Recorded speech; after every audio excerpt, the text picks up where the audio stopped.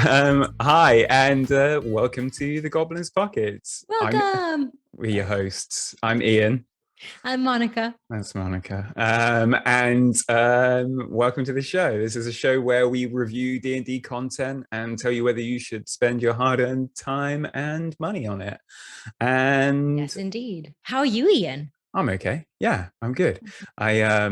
I got a new TV today. Woo! I'm sure people appreciate it. But the reason I got a new TV is because I'm going to use my old TV to create a gaming table for D&D. So have it like flat and then put interactive maps on it. And that's, well, not interactive, but like digital maps on it and that sort We of want thing. them, now that you've said it, we want them to be interactive. But yeah, once I'm done creating that, I'll put some videos on the Instagram and stuff like that. How about Very you? exciting. What's new with I'm you? good. Summer has arrived. Mm. Life is good. I'm playing D&D tonight. Ooh, Life's the best. nice, Life's the tasty. best. Yes, yes. Um, It's a good day. It's a good day. Good, awesome. So what are we reviewing today? What are we chatting about today? Oh, well, this is going to be another one of those episodes where people are like, Ian. It's a theme for us. You're just got the worst opinions. Or they might completely agree with my opinion, but we are Yes. discussing D&D Beyond D&D today. Beyond. Yes. And I think it's probably best that you take this one from the start, so that I don't just start cursing and punching the air and things. But yeah, go That would for be it. fun to see. However, Well, if let you're me just watching this on YouTube, there will be faces. So there will be faces. Ian's faces are the best. um, Let me just give some information before we start punching, or you start yeah, punching, more specifically. what's D&D Beyond? Funny you should ask, Ian. D&D Beyond is a digital tool set for D&D 5th edition. It has recently, very recently, as in April 2022, last month as we record, been acquired by Hasbro in order for it to be part of Wizards of the Coast. So it is now an official toolkit for Dungeons and Dragons. The transfer of D&D Beyond will go through on May 18th, which is which will have happened by the time this episode will air, because time is a weird soup, as Critical Role fans will know. And until now, it was a separate thing owned by fandom that people could use, DMs could use, and players could use to support their D&D life, basically, to create characters, encounters, to access source books, information, forums, etc., etc., etc. Yeah. Yeah, much like Monica said, this toolkit basically, if you follow D&D, you'll probably know what it is. But if you're new to D&D, you'll probably know that in the world of D&D, there are lots of books. And in these books are all of the rules and the different races and classes and monsters and all that sort of thing. And D&D Beyond is a digital repository of those things. Yes. So yeah, you can basically go on D&D Beyond and you can buy all these books. But one of the big features that's also, I think, the most appealing thing for most people are digital character sheets. Yes, then that's how most people would get into it, I would suppose. That's how I found out about D&D Beyond in the first place. I was a noob D&D player, and I played online because of the pandemic. And even pre-pandemic, I had friends who were not close to me. And, in old days, we would sit around a table and kind of share a player's handbook and create D&D characters together. And, the dungeon master or the most experienced players would guide people through character creation, because if any of you have created a character, you will know there are some specific steps that you will have to do in order to be able to populate the sheet that you have with your stats.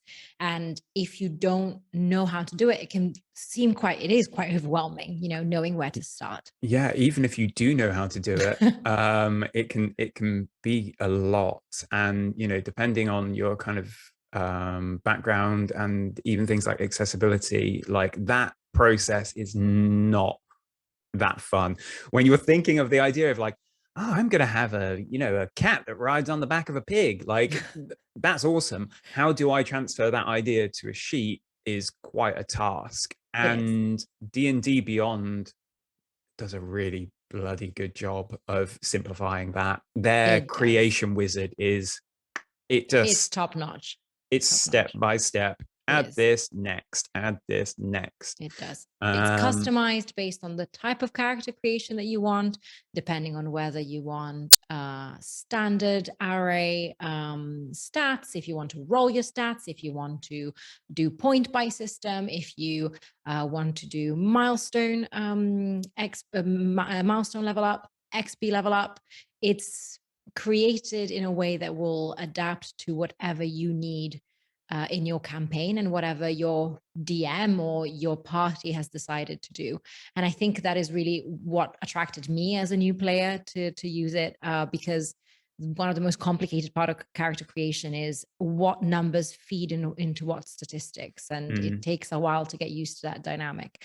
D&D Beyond makes that really accessible, and especially for a new player, it takes the guesswork and the human error out of the equation. yeah, and then once you've created that character sheet, using it, again, if you're a new player, if you're an experienced player, it just simplifies the process so much. Like basically, if a DM says, "Give me a nature check," you literally just have to click nature, and it just rolls a dice, does all the addition for you, and gives you a total number. Yeah, that is a relatively new feature, we should say. Like it, relatively, like I think but in the it's a last year or thing. something. Yeah, However, it is a thing that, yeah. also it avoids people having to buy dice in order to play, because they're free. And well, does we'll it? get into that into more detail, but it takes it away, but you don't have to buy dice, but you still can buy dice because they know you lot, they you know like a dice. me, especially me, Monica, not Ian in this case, but they know Yeah. me. However,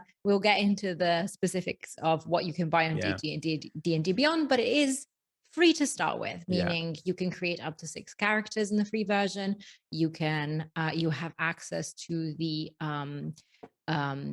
basic player's handbook, the free version of the player's handbook, which we've discussed in a previous episode of ours. You have access to that for free. Therefore, you can create all the races and classes that are in that free version of the player's handbook without having to spend a penny. That is like the basic version of D&D Beyond, and it's what most people will start out with. Yeah, it is. This is where my frown lines start to develop. Like, watch that canyon develop slowly over the course of the episode. Like, it's heavy, but yeah, if you turn it on today, you subscribe, and you go to build a character, your options are extremely limited. Limited in the grand scheme of what's available. If you've never played D&D before, that might be fantastic for you. Maybe you don't want to have to choose from 50 backgrounds or all these different races and classes. You just want to be able to click and go through it. However, if you know a bit more about it, you've played a few sessions or a lot of sessions, the basic tool is basic, very basic.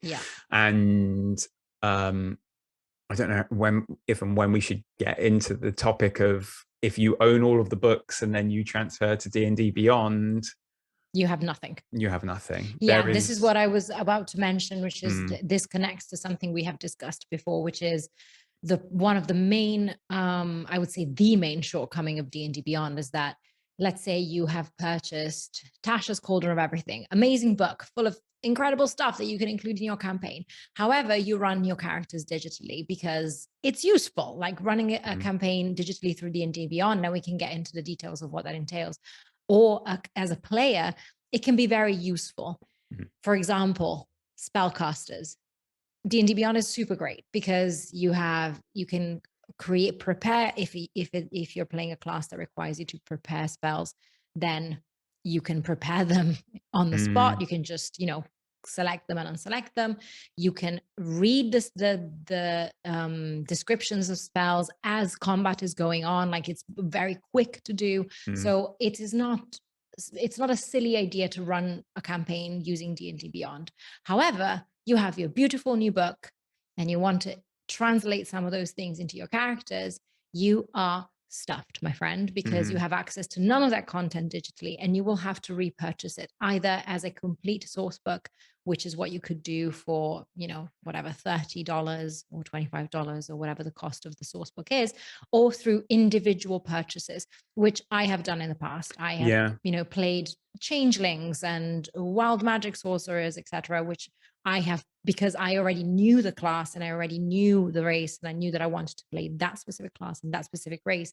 I have purchased that for a much lower price of like $129. That's it. And those are a few dollars, a few pounds, whatever currency you're working in. So there are ways around having to buy all of these source books again, especially if you can be as specific as that.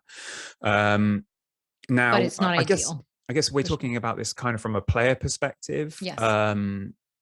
Because I did try and use DnD Beyond at one point, and I know if you sign up as a DM, there's kind of a different subscription rate, isn't there? Because yes and no. You can pay. And no. So what's this like master where you can share all of your books and that sort of thing? So you can be a DM for free, meaning you can create a campaign, and a campaign fundamentally creates a space, a link where your players can add their character sheets that they've created in their own DnD Beyond account, and you have access to those character sheets, which is really ideal when, I don't know, you don't want to kill your characters because maybe you've miscalculated the HP. This has never happened to me.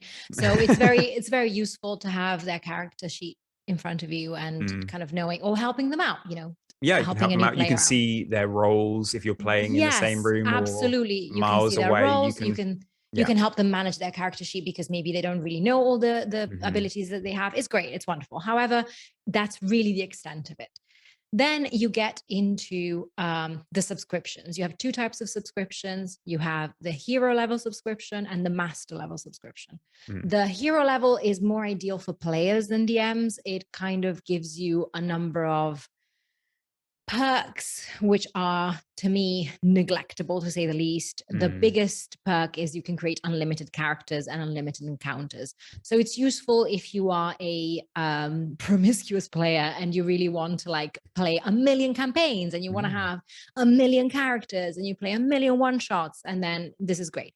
It's also good for a DM because it allows you to create, for example, NPCs or to keep a stash of character sheets in your profile. That subscription comes to starting from $2.99 a month. I think it's all in dollars. However, I think is less if you pay annually. Anyway, the usual subscription stuff. The main difference between the hero subscription and the master subscription, the only difference is that if I were to buy any content in D&D Beyond, that content would automatically be shared and available to other players in my campaign. Yeah, that's where I got tripped up. I know when I very first tried it out, I was like, oh, I'm going to be a DM. And I looked at the master and it was like, oh, shared content. I was like, great. I don't think I assumed that as a subscribed member, I'm paying a subscription to have access to this library of information. So you do not. You do not. So rather than having to buy all of these books individually, I'm just paying like a library membership where, I've got a library card. Can I read this book? No, that is not what it is. This is literally, like Monica just said, just a way of sharing the books you do have. So it's taking that big stack of books you've got as a DM, and like rather than physically putting them on the table whilst you're playing, digitally put them on the table. At the end of the session, you take them all home. But you still had to buy all of those. And I do know of groups that get together and they commit to it and they say, right, we're having one DM, one library account effectively, and we're all going to chip in £5-10, whatever, and we're going to buy a few books in that thing and we'll share all the content between us. And that's great if you know the group and you're going to be playing for years and that sort of thing. That's fine. But effectively what Monica just said, if you want to play something specific, especially from one of the newer books, you have to buy the entire book, or you can just buy portions. You can buy the feat that you want. However, I will tell you, as a player, that is not ideal because I don't have access to the full source book. I don't have Tasha's Cauldron of Everything. So I don't have a real idea of all the options that are available for me. Yes, I can cross-reference all the options, which I have done in the past, Google them, and had a rough idea of what kind of stuff I would be interested in. But that's not ideal. It's not the kind of thing that you want to do. Again, it's not very user-friendly in that respect. No, it is absolutely not. And your idea of a subscription, even a more expensive subscription that would let you access all the content on D&D Beyond, sign me up for that. Like, I get it. Like if you pay monthly for access to all of the digital resources, I can even forgive them for not integrating that with the physical books. Like I can even forgive them for saying, well, you know what? We have a monthly subscription, and that monthly subscription lets you access everything in that Wizard of the Coast has ever published. However, we can't do the same with physical books, because with physical books, you have something that's permanent. It will forever be yours. That's fine. I would expect that as soon as you stop paying that membership, that disappears, and that's fine. It disappears. However, can we just for a quick moment, you can buy these books individually, you can buy the parts of the books individually, or you can buy these books as bundles. And the bundles, you sometimes save some money, like it's a few percent here, but I'm pretty sure. Go on. May I give you an overview? Go on, tell them. I have this ready. Okay, you can start. And this is, let me frown first. Well, you can start with an essential kit bundle. Doesn't that sound friendly? And sounds so nice. $25. Who doesn't have $25 to spare? That's many reasonable. People don't. That's very classist. Many people don't have $25 to spare. For a game you can play for free if you're savvy. So just remember in all of this. Exactly. The player bundle has a few things. 4 digital books on D&D Beyond, $46. Starts to get pricey. And then the jump. The adventure bundle, $494.77. Sourcebook bundle, it was $472. You can get it for the very convenient price of $380.38. But Monica, surely that's as expensive as this gets. He says. Because maybe you want to be legendary. And if you want to be legendary, you will have to pay, discounted $821.42, because it is discounted from $913.36.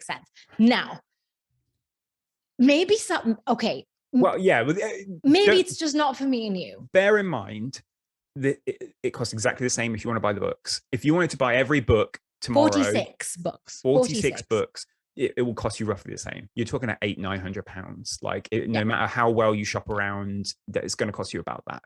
And there are people out there who have got that kind of disposable cash, and they have got that commitment to the game, and they want to spend that money. Like they probably won't do it all in one go. You buy them as they come out, and the cost is more negligible if you're only paying $30-40 each time a book comes out. But that's just something to bear in mind. The point of this show is to say, is this something you want to be spending your hard-earned money on? And I think that is something we'll talk about after the break. So enjoy. Stick with us, guys.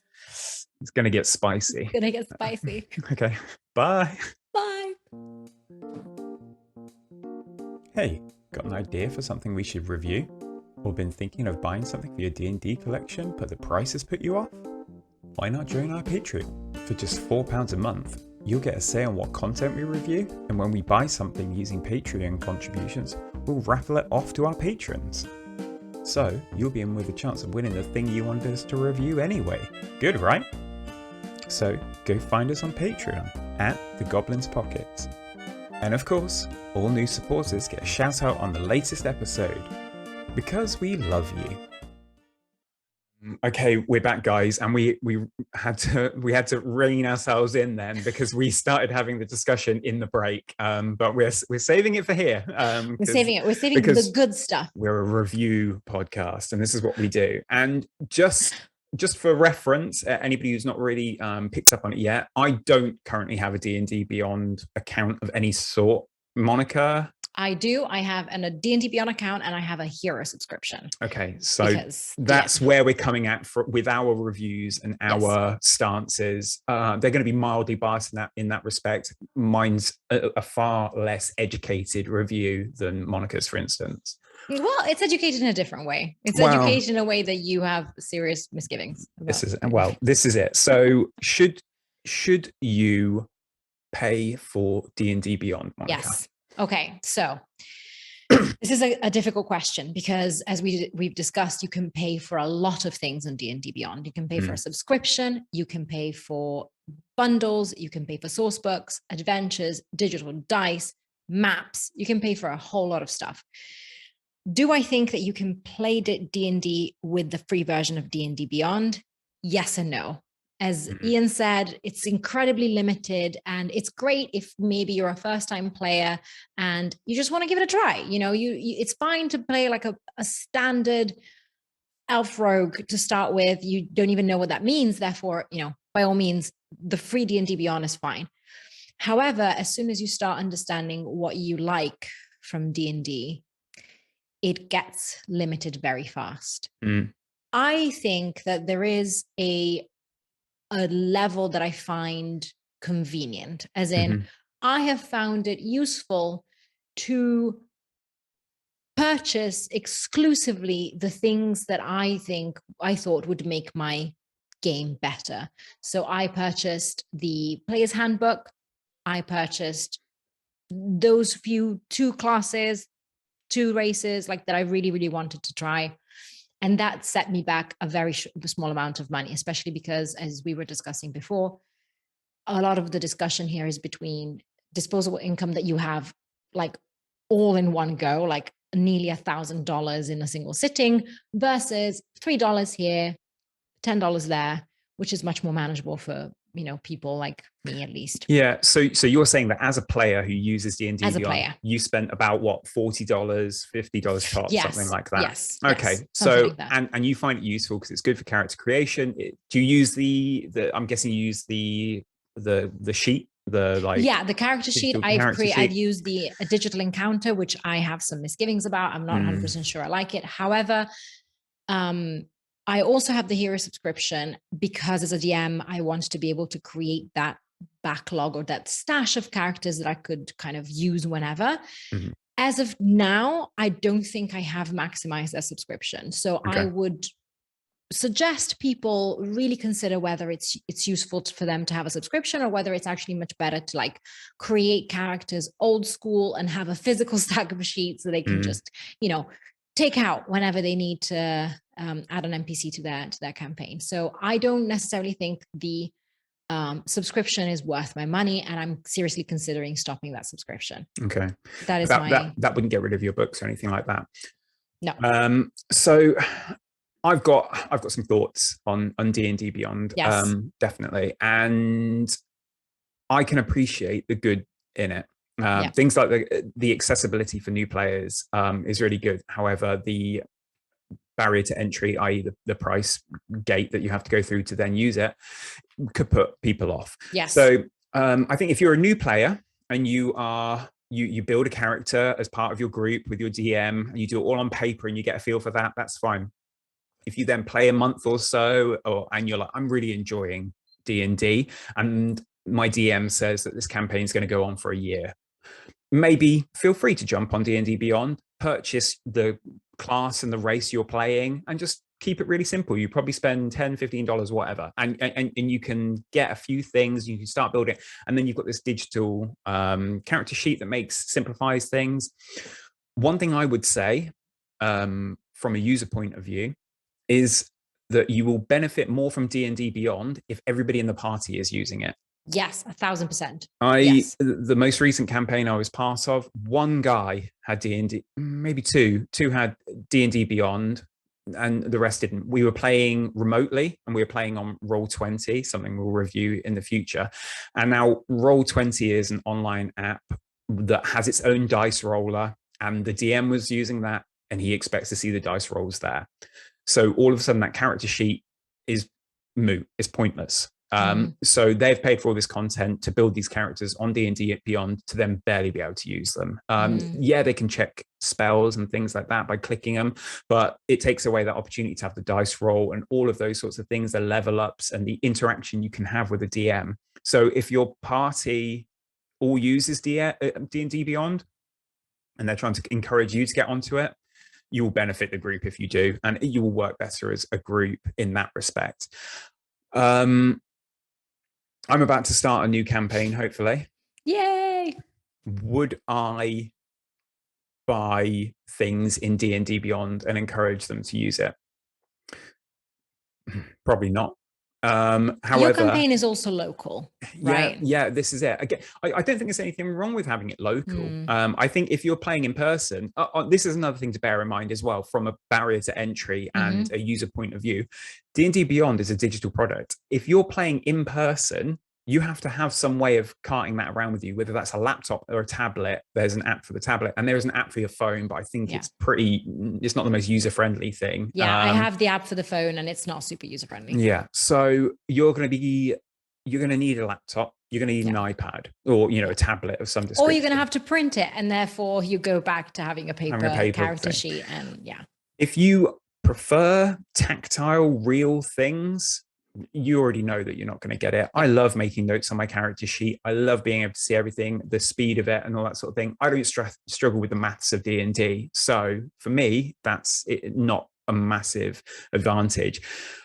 The new campaign I'm about to start, I've got some people that that have played D&D for a long time. If they're on D&D Beyond and they really, really shout about it and they really want it, I would think about signing up to it. As a DM, I'm not sure what the cost would be. I think it would be more from a monster standpoint, and then I probably won't even use it for encounter building or anything like that. Yeah, so it wouldn't make sense for you to sign up just because they wanted, like, they could have character sheets on D&D Beyond without you having it, and it would just like be having a character sheet on paper, I suppose. Yeah. I think there's so many benefits to it if you are willing to spend money. Yes.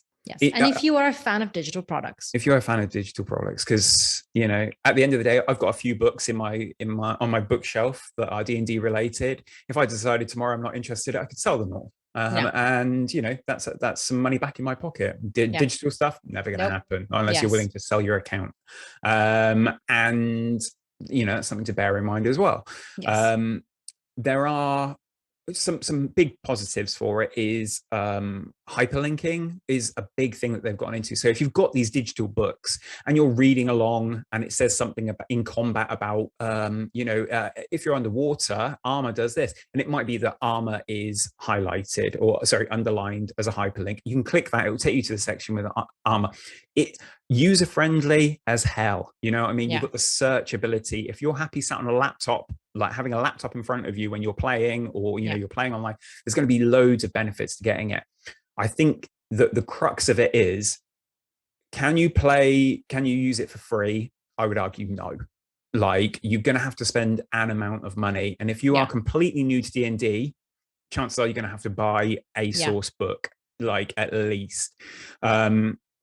If you've actually got lots of experience of D&D and you're wanting to migrate as a player onto it, chances are you could go, right, I'm going to be playing, a Tabaxi rogue assassin, and my background is going to be charlatan, and I'm going to have this feat and this feat. Because you know those things. Yeah.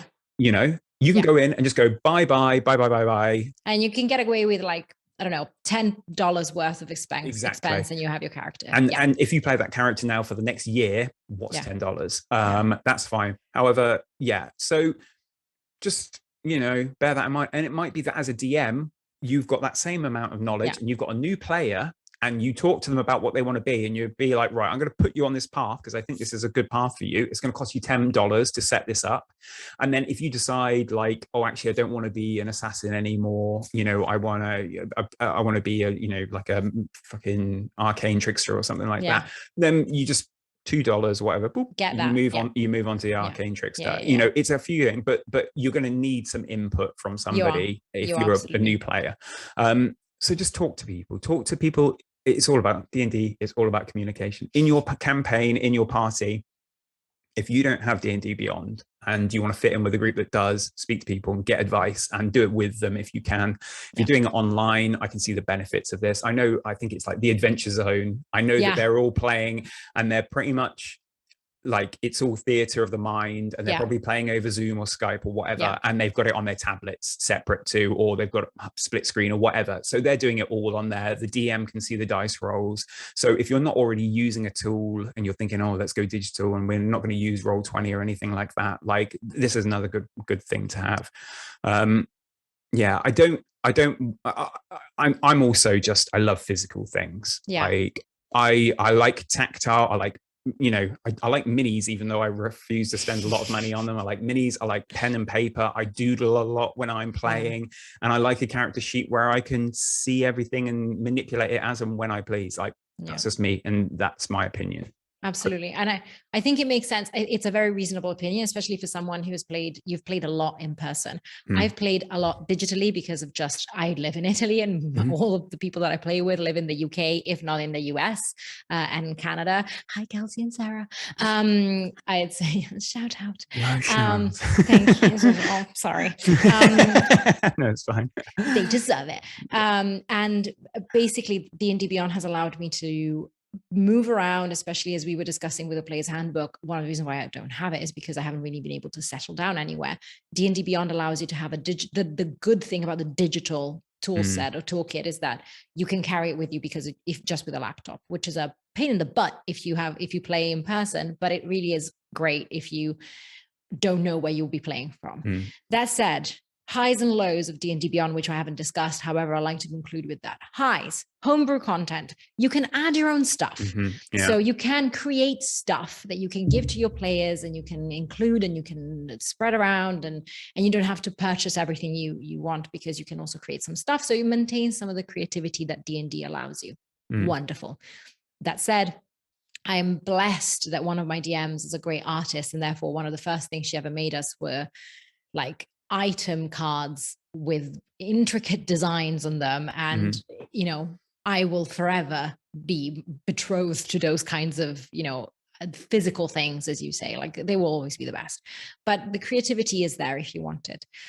Lows, digital dice. D&D Beyond. Let's have this a conversation. It's going to be difficult.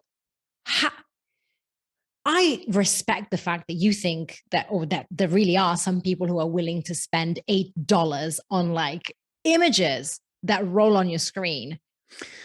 Yeah, I mean, I think this like, is very no. much, this is just, no, this is going to be a massive difference of opinion. Some people, again, it's, you know, it's disposable income if you got it, and that means something. And you want to show off your dice, because when you roll your fancy dice, everyone who's connected to your game can see your fancy dice. And when they land on 20, they do sparkly things, and they, if that's what you're into, go exactly crazy. Let's not yuck people's yums. You little digital dice goblin, you. Enjoy yourself. But if you don't pay anything, you still get your standard dice. Yeah, standard dice, which are boring and not particularly beautiful. They make However, you feel bad. They make you feel bad. However, I am a dice hoarder, as you probably have figured out by now. I love my dice, but I like the physicality of them, right? I like to get something which has been created physically, and I can roll, and it gives me satisfaction because it goes dunk on the table. Like I don't think that can translate into a purchase online. So to me, that is like the lowest of D&D Beyond, as in the thing that I personally would never spend money on. That said, as we've discussed, this is just our opinion. It's our reviews. If you're into that kind of stuff and you want to be a little digital dice goblin, by all means do it. Like if you find that it makes the game better for you, you go for it. Like, it's by all means, we're not here to tell you what you should or should not be doing. Yeah, we talked about it briefly in another episode as well. If you are just getting into D&D, you are new to D&D, and you're thinking, do I buy the digital books or do I buy the physical books? And you've been playing for a little bit maybe, and you're you're enjoying the game. As much as it pains me, I would say maybe think about, if you've got nothing, starting in D&D Beyond is probably not a bad shout. Like, starting your collection there rather than in person. Physical, if you have no real opinion on whether you want it digital or paper, I'd probably go for the digital. I think the usability, you're going to get a lot more out of it. If you start buying books and content, and you run content from those books, you're gonna get a lot of that out of it. And you know, DMs, the encounter builder, all that sort of thing, you know, that's up to you. It depends what kind of a game you're playing, but you're going to get a lot more out of the ability to see your character sheets and see the items and create homebrew items. And even just, you know, you find a bag of holding, you click and you put it on the players, and you give them bag of holding. They've got it in their inventory. You can see everything they've got in their inventory, all that sort of thing. It's really nice from like an overseer sort of standpoint. So yeah, I would say if you're new to D&D, D&D Beyond is not a bad thing.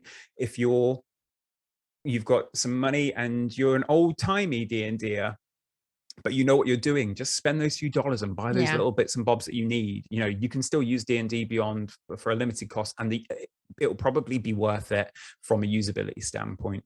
Like, I'm not dead against it. I think it is a useful tool. I think the character building is fantastic. It's just I've got, you know, I put my flag in the ground in, you can play Dungeons and Dragons for zero money. Yes. Zero. You can do it. And it's more than feasible. And it's enjoyable. It's doable. There are lots of alternatives out there similar to D&D Beyond and things like that. And, you know, there are ways of doing it. So you don't have to, if you've got some expendable cash, you're not worried about it. You've got a bit, you're probably going to enjoy the experience. Yeah, absolutely. Yes. So that said, Ian, what is your score for D&D Beyond? I don't have my dice with me, shockingly, so it's going to have to be voice only. I'm gonna give it a 10. It's not a part. Well, it's like if this were a death save, it succeeded. Just yeah, you know, I could push it a little bit higher than I wanted to, but I already kind of I've set my you know, you said your piece. I've drawn my line in that I'm not I don't give high rolls for things that I don't like. I don't use it enough, so maybe my my opinion is moot. But you know, my review is based on somebody who doesn't like to spend a lot of money on their hobbies, unless, well, no, like I like to spend money where I see it, where I deem it useful, and this is not something that I get a lot of benefit. I don't get any benefit out of it personally. So I'm happy playing on a sheet of paper with the books I've got. I'm very happy. Like, I don't ever think, Ian. I don't think, oh, I wish I could click this or find this information. Like, I've got a few apps on my phone that are useful for finding spells and things like that. Like, I'm good. Like, okay. Okay. How about you? I actually, I'm not far off. I'll give it a 12 because succeeds on some DCs.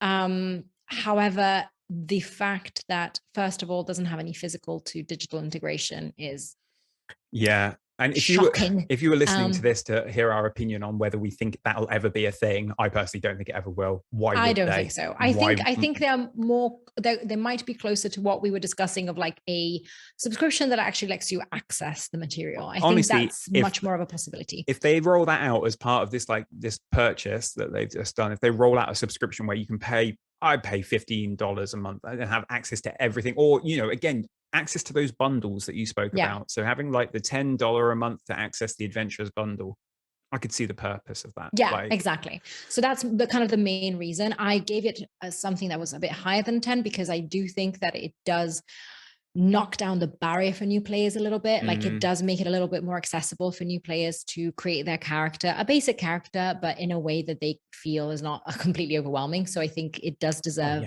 kudos. If you've got a DM who's got a bunch of source material that they've purchased on D&D Beyond, and then they invite you to build a character, and you can see all of the options via your with DM. The master subscription. Oh my God, you're going to fucking love D&D Beyond off the bat. Like, off the bat. However, most people will not have that. Most people will not. And that DM's probably spent $200-300 to give you that experience. So thank him, guys. Thank him. But yeah, so I think that's why I gave it a bit higher than a 10. However, I think it has so much potential. It has so much potential as a digital toolkit to be accessible, to be inclusive, to be, you know, to be able to give people information in a much more, to kind of break down the barriers of cost and to make it much more, how can I say it, like customizable and bespoke, like to let you decide what you want to access. And right now it doesn't do that. Like right now it only does that in the way that it broke down the source books into tiny chunks that you can buy, but you still have to buy them individually. I don't know how I feel about that as like the potential, the full potential of D&D Beyond. So 12 is my thing. I mean, that's a really good example, because if you went out there and were like, I want to be a bard of creation, and you buy the bits for that, and then part of that is that you can, you know, create items and all this sort of thing. And there's so many things and ideas that are in those books that if you've just bought a portion of it, you don't have, can't reference exactly. that book, so you don't have access to the further information that's available, and it's like Exactly. that stinks a little bit. So It does. It does. yeah, so yeah, So yeah, there you go. congratulations, D&D Beyond. You've made a great product that for people that have got some money, Yes. like, and that's it. If you've got some money, go enjoy yourself. Wow, this was Ian's.